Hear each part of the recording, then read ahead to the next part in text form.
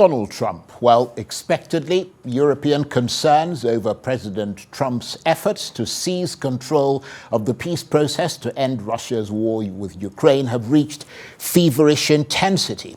The French President Emmanuel Macron has been in touch with fellow European leaders. They've convened an emergency meeting in Paris. All this follows events at the annual International Security Conference in the German city of Munich, which ended at the weekend. President Trump's special envoy to Ukraine, Keith Kellogg, said that Europe would be consulted but would not be taking part in planned talks in Saudi Arabia to end the war.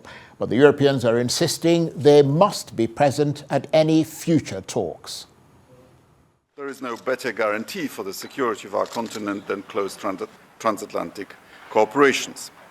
But Europe should do more and more for its own defense, both for the sake of the alliance and for our own sakes. Well, for more of this, I'm joined now on the line from London by the international affairs analyst, Dr. Marek Laskiewicz. Good to see you, Dr. Laskiewicz. I should actually say Happy New Year. I don't think I've seen you this year, but jolly good to see you again. I wonder, first of all, what you're hearing about this meeting in Saudi Arabia and whether you've got any clarity on whether a Ukrainian delegation has been invited or will be invited to take part in those talks. It seems quite clear from what President Donald Trump has said that he does not intend for anybody but America to make the first step. What is missing isn't so much the Ukrainian delegation as knowing quite what Trump has in mind and what will be suggested. And obviously, this is going to be part of these discussions he's holding with Russia. There is no evidence that he wants to involve Ukraine at this stage. And as for Europe, there's no evidence he wants to involve them until quite late on in the process. So therefore, it is, as in the old days, Russia and America meeting in a summit to discuss the fate of, in this case, Ukraine. And those talks signal an apparent thaw in relations with Washington since Donald Trump returned to the White House, don't they? And it's being seen as a sort of diplomatic victory for Vladimir Putin, who is not only coming in from the cold, but is being given a rather warm reception. I agree he's been given a warm reception, perhaps too warm. But as for coming in from the cold, this is a very Eurocentric or Western-centric view. Russia has never been without allies, semi-allies albeit, but allies. There are people that support it. Other countries are non-aligned, especially, for example, in Africa. And therefore, it's never been that Russia has been absolutely a pariah amongst all nations, certainly amongst most Western nations. But even that underlines that some Western nations, for example, Hungary, never did see Russia as being a pariah. So what is more to the point is that this is an example of what the Chancellor Willy Brandt during the Cold War called Realpolitik, namely that Trump is signaling that he's accepting, how can I put it, that there has been an invasion and that something has to be done about it. And he's not going to stick to the script for the past 3 years on the basis that it hasn't really worked. For Putin, yes, it is something. Of course, especially the very warm welcome, as you pointed out, but that they are talking again is something actually to be desired. Quite what will come out of this is another matter. But if we don't talk, then the war will continue.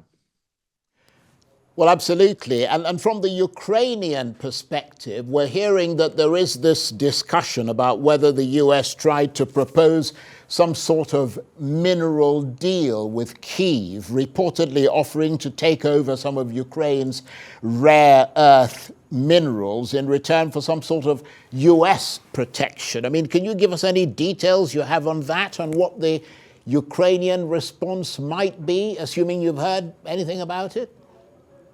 Well, the Ukrainian response so far is no, quite simply. However, Donald Trump has made it quite clear he does not propose to spend any more aid on this war.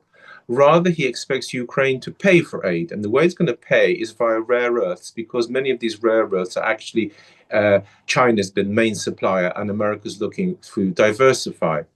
Therefore, the pressure from America to utilize the rare earths in Ukraine will be there.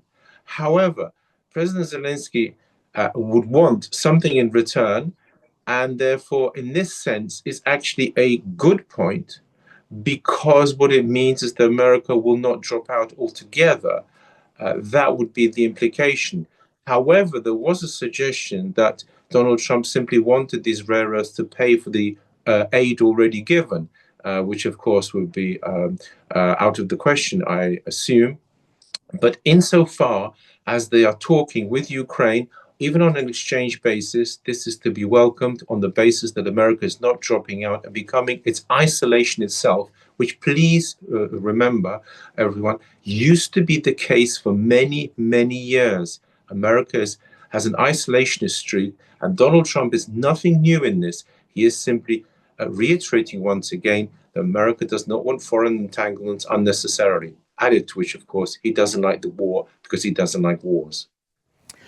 I mean, it's interesting that we've heard so much from the new Trump administration regarding Ukraine. I mean, the latest coming from that security conference in Munich at the weekend. And sometimes what we're hearing from Secretary of Defense Peter Hegseth, from Vice President J.D. Vance, and from President Trump himself, they all appear to be opposing themselves. So lots of confusion and contradictions coming from Washington. I mean, could that be deliberate, a sort of strategic ambiguity?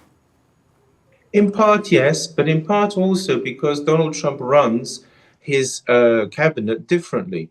It is not a monolith. So therefore, we are quite used to the idea that everybody from a given government sings from the same hymn sheet. But this does not appear to be the case with Donald Trump, where people have a fair degree of initiative. Number two, it's also quite useful for him because, in effect, what Hegseth did was sent up a trial balloon to see what the response would be. And therefore, that comments are made not by him directly, but indirectly, actually is quite useful for him. Number three, please note, anything Hegseth has said isn't binding. At the end of the day, only what President Donald Trump says goes, and even then has to go through Congress and so on in many cases. So therefore, it's by no means as fatal as would appear that different members of his cabinet are saying something slightly different. On the whole, they're saying the same thing, but certainly it is not like before where there was, if you like, a solid monolithic structure called USA to deal with. Well, without making you sort of repeat yourself, but in the interest of absolute clarity, what sense do you get of what is actually on the table and where things are right now in terms of the security negotiations? Quite simple. He is going to offer, that is to say the president, some recognition of Russian gains, and also that Ukraine won't be in NATO. In response, he expects President Putin to stop the war, to make use of what gains he gets, but to have no more wars. And here comes the key point. First and foremost, there is no guarantee ever that there can be no more wars. World War I, please remember, was fought on the basis of war to end all wars, and 20 years later we had World War II. So this, in a sense, is just a pious hope. However, what isn't a pious hope is a concrete settlement agreed by USA and Russia. The problem is if Russia doesn't agree, then he will have to, President Donald Trump, do something such as support Ukraine. And if Russia agrees, President Donald Trump will again have to do something, namely try and coerce Ukraine. So what is before us is by no means the end. These are merely preliminary talks. There's a long way to go, but certainly it is not like before. America, Donald Trump, is prepared to recognize some Russian gains. That is quite clear. And that's a very good point you make there, because, I mean, President Zelensky has said very clearly that right now there is no deal on the table. I mean, looking at it from the Russian perspective, I mean, do you think Vladimir Putin is ready to make a deal? Well, again, here comes a very interesting point. Does he have to? You see, the sanctions haven't worked, as indeed I predicted on the first day of the war. They just aren't strong enough against a country like Russia, which is so enormous, the biggest country in the world. And so the only thing forcing Putin are his losses. But he's sort of like, this is Russia. Russia's lived with far greater losses, and therefore that's not a key point. The other one is he losing? But he's not. He's slowly winning, very slowly to be sure, but winning. And therefore, there's no immediate need for him to make a peace. And therefore, he can settle for very hard and good terms for Russia. And the Russians are well known to be very hard negotiators. So I anticipate it being some time before any deal is struck, simply because Putin has no need to make one. And very briefly, do you think it is realistic for the Ukrainians to keep fighting if the Americans withdraw help? It would hinge on the deal with the rare earths, whether America is prepared to supply the quality of equipment. You see, Europe might well step into the breach and give them some more money and stop the Ukrainians going bankrupt. But it is not possible to supply the quality of equipment which the Americans have done.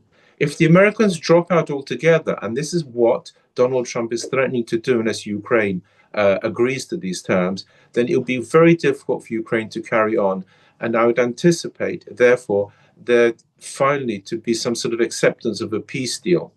What has to be said also is the West itself is now in disarray because the European Conference, which is not held under the aegis of NATO, this is a very important point. It's a separate conference by Europeans, as if NATO no longer existed, is a further reason why Putin wouldn't have to give in, and a further reason why Ukraine would find it difficult to carry on.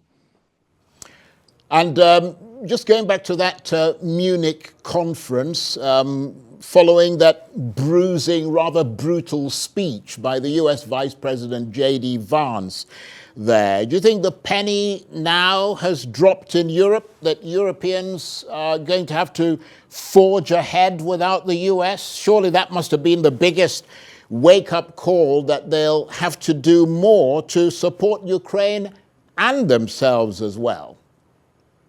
Quite right. But there's a problem. Europe doesn't have the quality of munitions that USA has. Secondly, it doesn't really have the same amount of money, nowhere near it. And thirdly, how is it going to work together outside of NATO? We have in the EU, within the EU, there are people who are more pro-Russian, such as Hungary. We have England, but Great Britain, but that's now outside the EU.